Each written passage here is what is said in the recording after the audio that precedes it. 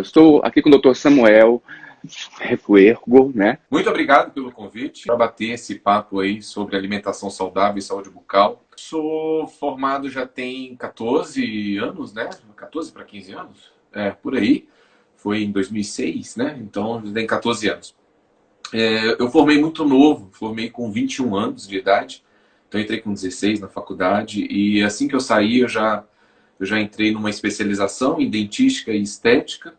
Depois eu caí no mestrado, então fiz meu mestrado na UNB, com foco em prótese dental, na parte de reabilitação, entre vários outros cursos, né, que nós fazemos sempre, a cada 2, 3 meses nós estamos dentro de uma sala de aula, nos atualizando, porque a odontologia ela tem evoluído muito, principalmente quando o assunto é tecnologia, e se a gente dormir no ponto, né, peixe que dorme, a correnteza leva. Qual é realmente o impacto do açúcar sobre a formação da doença cárie? A questão do açúcar, além dele também trabalhar nessa questão do pH, o açúcar vai ser um alimento que, no caso, os carboidratos, vamos dizer assim, que depois eles são transformados em açúcares, eles são os alimentos prediletos para os germes que nós temos da bactéria que causa a cárie. Então, a cárie, ela vai ter esse alimento que vai, no caso, nutrir essa bactéria, e essa bactéria libera ácidos. E são esses ácidos que vão criar a corrosão no esmalte dental. Porém, a cárie, ela é uma doença multifatorial, Cleiton. Então, a cárie, ela vai precisar de vários fatores trabalhando ao mesmo tempo para que ela aconteça. Hoje em dia, a cárie, dentro dos nossos consultórios, nós já temos percebido isso, não é tanto o fator principal do paciente procurar o dentista hoje. Não está sendo mais as cáries, né? Por ele, pelo menos uma vez por dia, escovar os dentes. Então, já que é uma doença multifatorial, por mais que ele tenha uma dieta rica em açúcar, mas se ele higieniza, então, obviamente, essa bactéria da cárie não vai se proliferar ali, não vai liberar esses ácidos. Então, ele consegue, vamos dizer assim, paralisar ou fazer com que não tenha a cárie. Então, o açúcar vai te causar outros problemas no seu organismo, que aí você já sabe, mas não a cárie se eu impedir desse açúcar ficar ali retido no meu biofilme dental, que a gente fala, né, na placa bacteriana, ou ficar dentro da nossa cavidade bucal. Então, se você quiser comer açúcar, ok, mas que você tenha uma boa higienização. Porque se você não tiver higienização e ainda assim se alimentar desses açúcares, aí é prato cheio para que aconteça a doença cárie. Dentre esses alimentos, no caso, nós temos aqueles que são considerados piores, vamos dizer assim, para que você promova a doença cárie, que são os alimentos mais pegajosos, que vão grudar mais, vamos dizer assim, na superfície do dente. Então, massas em geral, né? Balas, como jujubas, algumas coisas assim que grudam, que impregnam mais na superfície do dente. Esses alimentos serão piores, inclusive para você remover isso numa higienização. Mas uma vez que você higieniza corretamente o seu dente, passando o fio dental e fazendo a escovação com uma escova dental, lembrando que há um mito muito grande que as pessoas acham que quando as cerdas são duras é que vão higienizar melhor. Só que é uma grande balela isso. O que interessa não é se a cerda é dura ou não, mas sim a técnica da escovação. Então as cerdas, inclusive, têm que ser macias para não prejudicar a sua gengiva. Porque a boca ela tem a gengiva e tem os dentes. Então, se você fizer bem essa higienização, Cleiton, em relação à doença cárie, você está protegido. O que mais pega hoje no consultório que eu vejo, como eu já falei aqui, não é a questão da cárie, mas hoje são desgastes dentais que nós temos, porque a cárie é um tipo de desgaste, porém causado por uma bactéria. Só que hoje nós temos vários outros desgastes causados por ácidos, por uma alimentação ácida, por uma alimentação industrializada, que no final das contas está sendo pior do que a cárie, entendeu? Pessoas obesas ou sobrepesadas, eles têm mais problemas dentais do que, por exemplo, as pessoas que estão normopesadas, enfim, que não têm excesso de peso? Sim, sim. Nós temos... eu percebo isso. No caso, eu não teria embasamento científico, artigo aqui Mas para a poder evidência dizer clínica, sobre. evidência clínica, evidência clínica. Mas o gordinho que chega no nosso consultório, geralmente, aquele cara que gosta de comer em quantidades e frequentes, né? A gente percebe que ele tem uma destruição dentária maior ali. principalmente quando a ingestão é pelo refrigerante. O refrigerante realmente é um mal muito grande aí. E para as crianças, aquele suco Tang, né? Aquele suquinho de limão, esses sucos industrializados, eles são muito ácidos também. Para você ter noção, a perimólise que a gente fala, perimólise é o ato da gente perder esses íons, né, de fosfato de cálcio que a gente tem no esmalte dental, perder para o meio bucal ali. Essa perimólise acontece com um pH em torno de 5,5. E um refrigerante, quando a gente coloca na boca, o nosso pH já vai para 2,5, 2,6. Olha isso. Ah, mas olha só, tô tomando agora o Diet, né? Não tem açúcar. Ok. Mas tem ácido fosfórico, do mesmo jeito, tá lá destruindo tudo. Ele vai te fazer bem aí para outra coisa, mas para os dentes não, porque o pH dele também, quando você faz o uso desse refrigerante, o pH também cai lá para 3, entendeu? Para 3, 3,5 e tal. Então, a gente percebe que esses dentes eles passam a ser bastante prejudicados. E outra, se ele está comendo muito, Cleiton, ele está usando muito os dentes dele. Claro. Então, se ele tem o hábito de estar sempre mastigando, não dando tempo para o dente se recompor ali, então ele está fazendo, de alguma maneira, a atrição nesses dentes, sendo que essa estrutura está amolecida. Então, ele vai prejudicar, sim, essa estrutura dental. E a gente percebe que os gordinhos ele tem. E aí, o gordinho, por comer demais, às vezes ele regurgita. Ele tem refluxo. O refluxo, pois é. E por ele ter o refluxo, o que vai acontecer? Ácido de novo na cavidade bucal. Então aí ele começa a perder a parte palatal, que a gente chama de palato, né? A parte que está virado para a língua, vamos dizer assim, desses dentes superiores aqui. E aí ele começa a ter aquele tudo comido, fica bem lisinho, parece que você pegou uma broca e foi tirando. Eu tenho aqui também de um paciente que a gente realizou. Mostra para nós aí, por favor. Deixa eu mostrar aqui como é que fica esse dente aqui, cara. Assim, ó. Pronto, tá aqui. Tá vendo que tem buracos nesse dente? Claro, aqui? É literalmente um buraco, hein, Samuel? Olha isso. Sim, isso aqui é um buraco, cara. Chega gasto desse tanto aqui. E olha só, olha lá.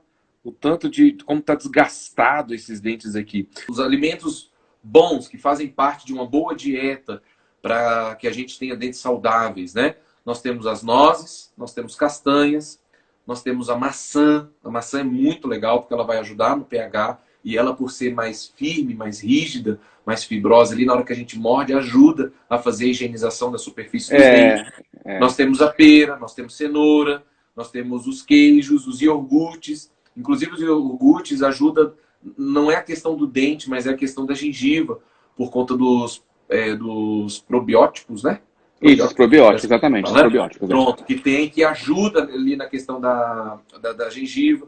Nós temos o morango, nós temos o espinafre, nós temos o pepino, o brócolis. E é claro, não pode faltar a água. Né? Claro, hidratação, né, meu amigo?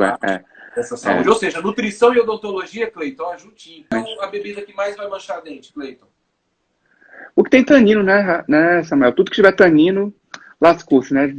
Então vinho tinto, café, pois é, não tem jeito. O chá vem na frente do café, por que pareça. Primeiro de tudo, fio dental. Você vai passar o fio dental, antes de escovar os dentes. Por quê? Porque ali você vai desestruturar, vamos dizer, alguma coisa que esteja entre os dentes, só que às vezes ali você não conseguiu tirar tudo. Mas você conseguiu pelo menos movimentar aquela sujeira entre o dente ali, então ela já fica mais solta. Que aí depois, no ato da escovação, você vai acabar eliminando e tirando aquela sujeira. Então o primeiro ato é a higienização com fio dental passando nos 32 dentes, ou nos 28 dentes. Tem gente que vai ter menos aí. Por quê? Porque a gente tem o hábito de passar o fio dental, Cleiton, somente no dente que fica... Que tá incomodando, que tá incomodando. Então ele não passa em tudo. E aí o adulto, quando chega no nosso consultório que tem cárie, não é porque ele tem cárie na oclusal, que é nessa face onde a gente enxerga os dentes. Sim. Ele vai ter cárie entre os dentes. Entre os dentes. Porque ali ele ficou mais de 8 dias sem passar aquele fio dental. Não higienizou ali. Porque a cárie, Cleiton, quando essa bactéria é instalada e ela começa a liberar esses ácidos ali, e esse ácido vai corroendo o nosso esmalte dental, sabe quantos dias ela precisa para abrir o buraquinho ali, o orifício de entrada? 8 dias. 8 dias. Então, se eu tenho a cárie lá no dente trabalhando, liberando os ácidos, e de repente eu escovei, acabou com a ação. Então, houve mineralização ali, mas eu interrompi o processo. O povo não escovava os dentes, né, Samuel, antigamente? Eu já entendi tudo, Então, se fica 8 dias ali, é porque esse camarada não está higienizando. E hoje, É, você fica 8 dias sem... Como é que eu tive cárie, doutor? Como é que eu tive cárie? É óbvio, Cleiton. A gente também tem alterações salivares, claro, alteração da claro. questão de cálcio. Então, tem pessoas que têm xerostomia, ou seja, não produz a saliva. Então, vai fazer com que a boca fique mais ácida. E aí vai fazer com que, às vezes, pessoas que fazem tratamentos com algum tipo de medicação que vai causar Exato, exato. saliva. Então, aí ela vai ficar Estrepionina, mais por exemplo. suscetível à doença cárie. Mas se ela estiver higienizando corretamente, como eu falei, ela eliminou porque a cárie é uma doença multifatorial. Então, o primeiro passo é esse.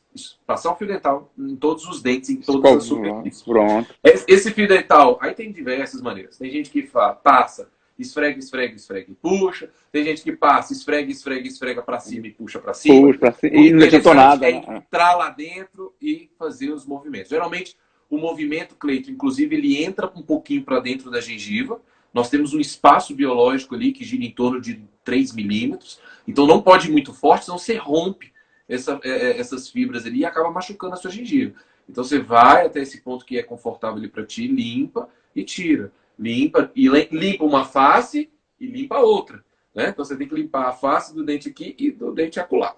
Claro. Depois a escovação do dente, né? Com escova, pasta de dente. Lembrando que a pasta de dente, a quantidade, aqui em casa, eu sempre tenho uma briga aqui em casa, porque, primeiro, que eu já era econômico, segundo, porque eu sou dentista e eu sei que 1 grão, né, de Uma arroz, pérolazinha ali, de né? feijão é o suficiente para fazer a escovação. Aí eu tenho alguém aqui em casa, que o senhor a conhece, rapaz, mas ela bota a pasta que dura 3 dias, Cleiton. Você tem que ver. Meu Deus do céu, parecendo que é o chantilly em cima da escova de dente. Então, assim, não precisa disso, tá? Não precisa disso. Então, é 1 grãozinho ali de feijão é o suficiente, de arroz, para você poder higienizar a sua boca.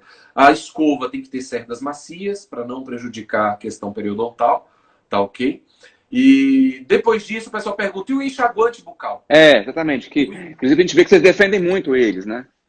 O enxaguante bucal, Cleiton, ele é mais utilizado, inclusive existem trabalhos que ele previne na questão da placa bacteriana, tá? Mas a gente deixa o uso do enxaguante bucal mais para o paciente que tem uma dificuldade de higienização ali. Então, por ele ter feito uma cirurgia, e aí não consegue abrir a boca direito, né? Porque ele fez um siso, e aí é interessante ele jogar ali o enxaguante para ajudar a desconfigurar aquela placa bacteriana. Mas é necessário usar todos os dias? Não, Tá. não é.